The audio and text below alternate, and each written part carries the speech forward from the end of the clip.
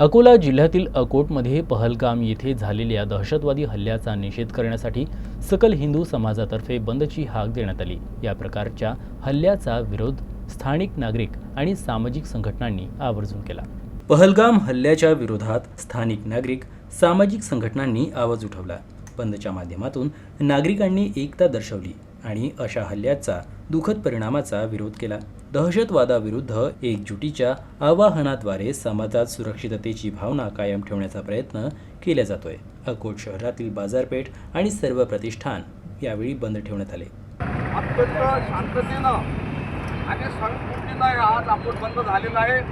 त्यामुळे प्रत्येक जण या घटनेचा निषेध करण्यासाठी हा सहभागी झालेला आहे, यावरून स्पष्ट होते।